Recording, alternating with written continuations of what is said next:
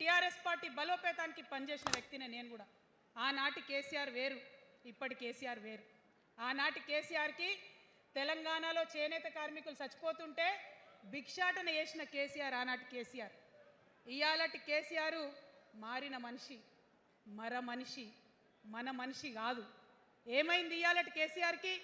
హైడ్రాల ఇల్లు కూలిపోతుంటే అరుస్తున్నారు, అన్నా ఎక్కడున్నావు రా, వచ్చిండ్రా?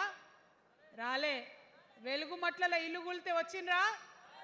రైతులకు వర్ష బీభత్సమై మొత్తం పొలాలు మునిగిపోతే వచ్చిండ్రా? చేవెళ్ళ దగ్గర బస్ యాక్సిడెంట్ అయితే వచ్చిండ్రా? ఎక్కడ చిన్న కష్టం వచ్చిన ప్రజలకు ఆ సారు రారు, ఆ సారు రారు. ఎందుకంటే ఆయన మారిన మనిషి, మనిషి, గుంటనెక్కల తోడేళ్ల చేతిలో ఖైదీ అయినటువంటి మనిషి, మన మనిషి కాదు. బాధతో, దుఃఖంతో, ఆవేదనతో చెప్తున్న మాట, సంతోషంతో చెప్తలేని ఈ మాట నేను. అట్లాంటి కేసీఆర్ ఎట్లా ఉండే ఒకప్పుడు? అదే ఆర్డీఎస్ అంతా పాదయాత్ర చేసి నా తెలంగాణకు నీళ్లు కావాలని అడిగినారు. ఇవాళ మరి 10 ఏళ్ళ అధికారం ఉంటే పాలమూరు రంగారెడ్డి ప్రాజెక్టు కోసం 10 ఏళ్లలో ముందుకు పోతలేదంటే, ఎవరన్నా తెలంగాణ పట్ల ప్రేమ ఉంటే, పాలమూరు పట్ల ప్రేమ ఉంటే, కృష్ణా నీళ్లు వాడుకోవాలంటే మన కేసీఆర్ అయ్యుంటే ఆ పాలమూరు రంగారెడ్డి ప్రాజెక్ట్ కాడ కుర్చేసుకొని అది కట్టిస్తుండే. ఏం చేసినారు మారిన కేసీఆర్ గారు? పంజాబ్ పోయినరు, గుజరాత్ పోయినరు, బీహార్ పోయినరు. మేము మొత్తం రాష్ట్రంలో పీక్ కట్టలు కట్టాం, నేషనల్ పార్టీ పెడతామని పోయినరు తప్పితే తెలంగాణ ప్రజలను పట్టించుకోలేదు. పట్టించుకుని ఉంటే, కేంద్రంతో గొడవ పెట్టుకోకుండా ఉంటే ఇవాళ పాలమూరు రంగారెడ్డి పారకపోతుండేనా? నేను అడుగుతా ఉన్నా స్ట్రేట్గా. ఇన్ని రోజులు నేను ఎన్ని మాటలు మాట్లాడినా బీఆర్ఎస్ పార్టీ నాయకులు ఒక్కరు కూడా బయటకు వస్తలేరు, సమాధానం చెప్తలేరు. దీనికి మీరు సమాధానం చెప్పకపోతే ప్రజలే మిమ్మల్ని బయటకు లాగి సమాధానం చెప్పేటట్టు చేస్తారని కూడా ఈ సందర్భంగా నేను తెలియజేస్తా ఉన్నా.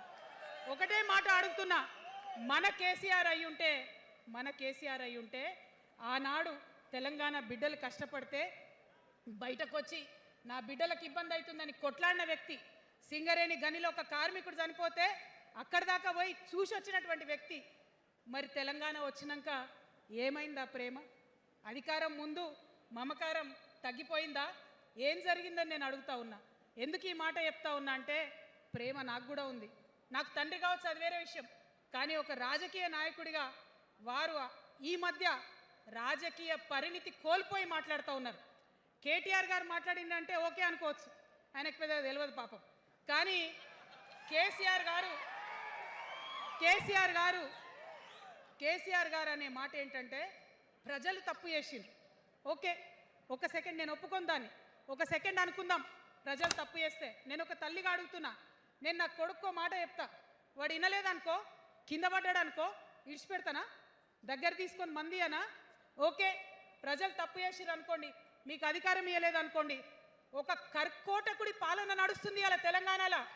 ఇబ్బంది పడుతున్నారు ప్రజలు, గోసపడుతున్నారు, ఏడుస్తున్నారు.